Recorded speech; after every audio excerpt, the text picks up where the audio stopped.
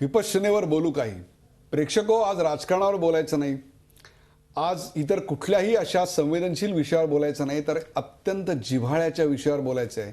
ती म्हणजे घराघरात माणसं एकमेकांशी संवाद हरवले आहेत, त्याहीपेक्षा जीवनाचा आनंद घेण्यापासूनच मुक्त आहेत. आणि याचं एकमेव कारण म्हणजे मी स्वतःचं अस्तित्व नेमकं कशासाठी, आपण श्वास घेतो तो नेमका कशासाठी, आपण भावना व्यक्त करतो त्या नेमका कशासाठी, कुठल्याही प्रकारच्या जाणीवांपासून आपण दूर चाललो आहेत. त्या जाणीवा अतिशय तरलतेनं तुमच्यापर्यंत पोहोचवायचं काम जे करतं, आणि त्याहीपेक्षा सुद्धा मौनाद्वारे, एक साधनेच्याद्वारे तुमच्या आतला प्रवास अतिशय सुकर करतं.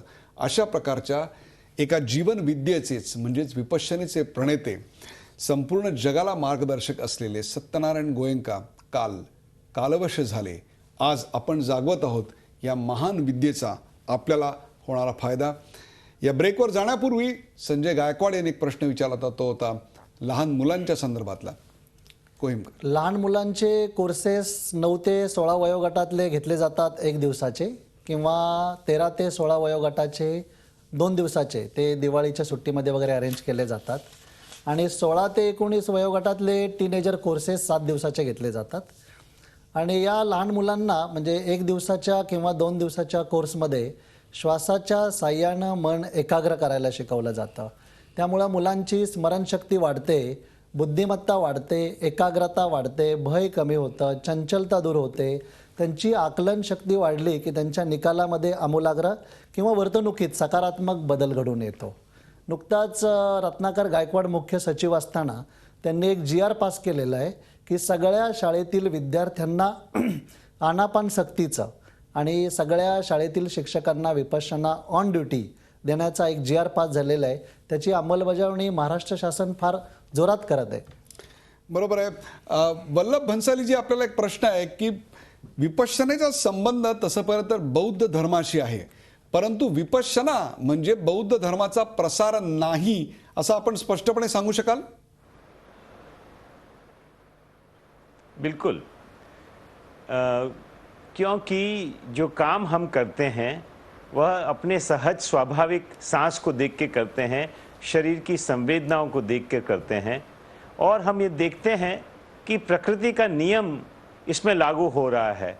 क्या नियम लागू हो रहा है कि हम जब जब किसी चीज़ के प्रति बहुत लगाव पैदा कर लेते हैं तो उसके बाद उसमें से तनाव आना निश्चित है, और किसी बात के प्रति बहुत द्वेष कर लेते हैं या उसके प्रति उसे हटाने की कोशिश करते हैं तब भी हमारे अंदर तनाव आना निश्चित ही है. इसे कोई नहीं बदल सकता.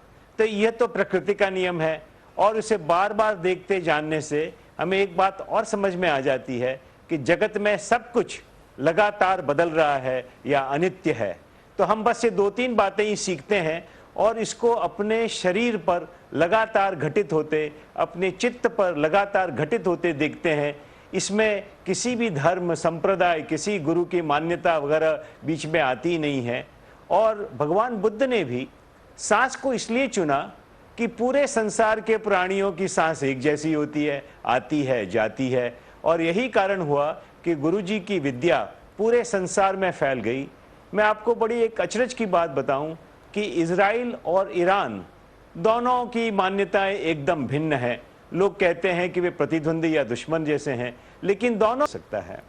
बरोबर आहे. अनेक प्रश्न आपल्याकडे येतात. राजेंद्र कुमावत आहेत पुण्याहून. राजेंद्र कुमावतजी, या कार्यक्रमात आपलं स्वागत. विचारा आपला प्रश्न, मांडा आपलं मत रोखठोक.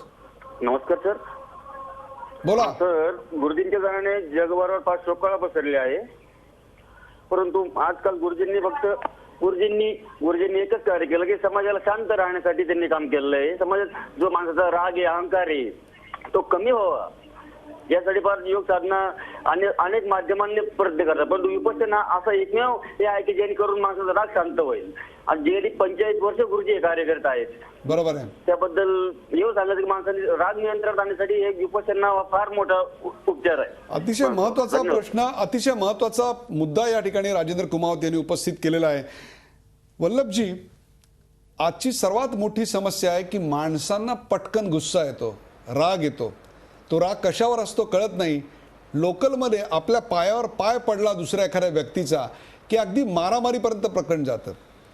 बसच्या रांगेत उभा असताना एखाद्याचा धक्का लागला, चुकूनही लागला असेल तरी आपण लगेच हमरीतुमरीवर होतो, त्याच्या बापाचं श्राद्ध घालून मोकळं होतो. ठिकठिकाणी आपल्याला छोट्या छोट्या गोष्टीवरून रक्त सांडलेलं दिसतं. मी मोठी मोठी युद्ध म्हणत नाहीये, परंतु सर्वसामान्यांच्या आयुष्यात दररोजचा संघर्ष इतका तीव्र होत चाललाय की त्यातूनच कुठेतरी एक पराकुटीची मानसिकता निर्माण होते आणि फट एखादा मिथेन गॅस सुटावा आणि पटकन त्यातनं अग्नी प्रज्वलित व्हावा, अशा प्रकारची माणसं पेटून उठतात, एकमेकाचा द्वेष करताना दिसत आहेत. या सगळ्यावर कुठेतरी विपश्यनेमध्ये सोल्यूशन आहे? जरूर है. आज के भी वातावरण में देखेंगे कि सबको एक जितना गुस्सा नहीं आता. वातावरण तो सबके लिए एक जैसा है, तो उनकी प्रतिक्रिया में फर्क है, तभी तो सबको एक जैसा गुस्सा नहीं आता.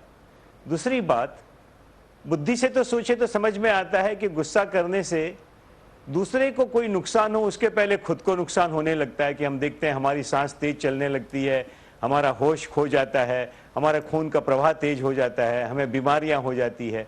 लेकिन बात यह है कि जब गुस्सा आता है तब हमारे पास कोई ऐसी विद्या नहीं कि हम उसे तुरंत पहचान सकें. गुस्सा होने के 5 मिनट बाद, 1 घंटे बाद आता है, अरे यार मी फक्त मैं बेकार में ही गुस्सा हुआ, मी फक्त असंच रागवलं. लेकिन विपश्यना करने से हमारा होश तुरंत जागने लगता है. जैसे ही क्रोध आएगा आपको 1 सेकंड, 2 सेकंड, 3 सेकंड में ये होश आने लगा, अरे रे दूसरा को तो कुछ नुकसान होगा कि नहीं, मेरा खुद का शरीर जल रहा है. ये शरीर की संवेदना जब इतनी दुखद हो जाती है तो आदमी उसके प्रति सजग हो जाता है, कहते छोड़ो यार, इसका और भी कोई रास्ता होगा. ऐसे शांत होने से आदमी को जो रास्ते बंद होते हैं वे रास्ते दिखाई देने लगते हैं. धीरे धीरे गुस्सा निकल जाता है. गुस्सा एक ऐसा स्वभाव है जिसके बारे में हमने विपश्यना में अनेक एग्जाम्पल देखे हैं. गुरुजी खुद ही कहते थे कि वे बड़े क्रोधी स्वभाव के थे और कहते हैं कि अब मेरी विपश्यना साधना हो गई है तो मुझे शायद ही कभी कोई गुस्सा आता है, और गुस्सा आता है तो मैं जोर से बोलता हूं लेकिन मेरा मन एकदम शांत रहता है. लोगों को लगता है कि गुस्सा आ रहा है, मेरा मन हमेशा शांत का शांत बना रहता है. तो बहुत फायदा होता है विपश्यना से. श्रीमंत असो अथवा गरीब, धडधाकट असो अथवा अपंग, या सगळ्यांना चिंता असते ती स्वतःच्या आयुष्याची. त्या आयुष्याची गुरुकिल्ली काही सापडत नाही. त्या सुखी आणि सुंदर आयुष्याची गुरुकिल्ली देणारे विपश्यनेचे प्रणेते सत्यनारायण गोयंका यांचं काल निधन झालं. आपण आज बोलतोय त्याच विपश्यनेविषयी. महाराष्ट्राच्या कानाकोपऱ्यातून आम्हाला आत्ता फोन येत आहेत. मी किती फोन घेऊ शकेन या कार्यक्रमाच्या वेळेच्या मर्यादेत मला माहिती नाही, परंतु वल्लभ भन्साली आणि दत्ता कोहिनकर यांच्याकडून जेवढी शक्य असेल तेवढी माहिती तुमच्यापर्यंत देण्याचा आणि पोहोचवण्याचा मी नक्की प्रयत्न करतोय. आपल्यासोबत आहेत विजय कांबळे मुंबईहून. विजय कांबळे, स्वागत आपलं. विचार, आपला प्रश्न मांडा, आपलं मत रोखठोक. सर नमस्कार, मी विजय कांबळे मुंबईवरून बोलतोय. बोला. मी तिशीरला एक आंबेडकरी चळवळीतला तरुण कार्यकर्ता आहे. बोला. माझ्या शैक्षणिक आयुष्यात मी विपश्यना केली, मला त्याचा पुरेपूर फायदा झाला. माझं M.Com MBA शिक्षण झालेलं आहे. पण मी असं पाहिलं की आंबेडकरी चळवळीत विपश्यना केल्यानंतर आम्ही थंड पडलो आणि पुढील भविष्यात आंबेडकरी चळवळीला खरंच विपश्यना योग्य आहे का? कारण सळसळतं रक्त, आंबेडकरी चळवळ ज्या मार्गातून चालले तिला ज्या रक्ताची गरज आहे, पण विपश्यनेमुळे तो सगळा तरुण वर्ग थंड होत चाललाय.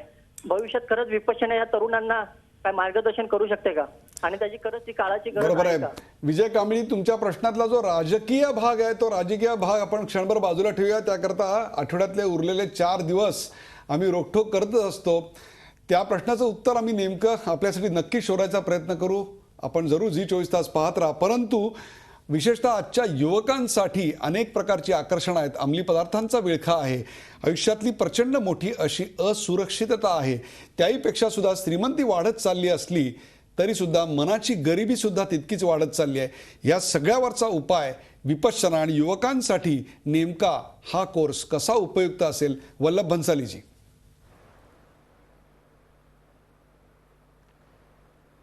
आज के जो नवयुवक हैं उनमें काफ़ी आशंका रहती है क्योंकि बहुत प्रतिस्पर्धात्मक जीवन है. लेकिन ये अनुभव के आधार पर देखा गया है कि IIT, कुछ मैनेजमेंट स्कूल्स, वहाँ तो उन्होंने विपश्यना को कंपलसरी कर दिया क्योंकि इसका तुरंत फायदा होने लगता है. फ़ायदा ऐसे होता है कि अशांत मन वो धीरज भी रखना जानता है और उसे रास्ता भी दिखने लगता है. तो सुख दुख चिंता, आशंका, भय ये बाहर के कारणों में है, ऐसा हमें प्रतीत होता है, लेकिन ऐसा है नहीं। क्योंकि एक ही कारण में हम देखते हैं कि घर के अंदर माँ चिंता में बैठी रहती है और दूसरा कोई सो जाता है। तो चिंता अपने आप में कारण से पैदा नहीं होती, हमारे स्वभाव से पैदा होती है।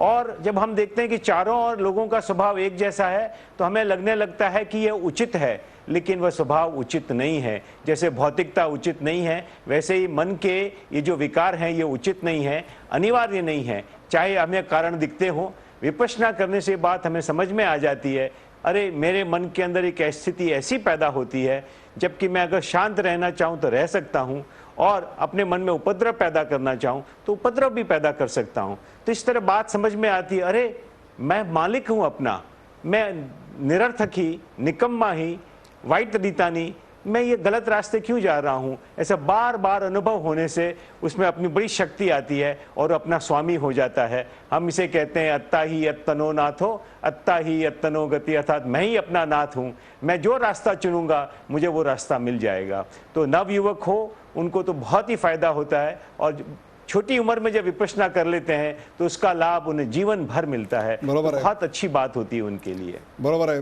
प्रेक्षको, आज आम्ही हा कार्यक्रम करण्यामागची भूमिका अतिशय स्पष्ट होती. सुशीलकुमार शिंदे यांचं मुस्लिमांवरचं विधान असेल किंवा इतर अशा कोणत्याही प्रकारच्या स्फोटक गोष्टींवर बोलण्याआधी कुठंतरी स्वतःच्या मधल्या न झालेल्या किंवा तुम्ही शांततेच्या ज्या शोधात होतात त्या शांततेच्या शोधावर काहीतरी बोलावं म्हणून हा कार्यक्रम केला. त्याला निमित्त होतं सत्यनारायणजी गोयंका यांच्या निधनाचं.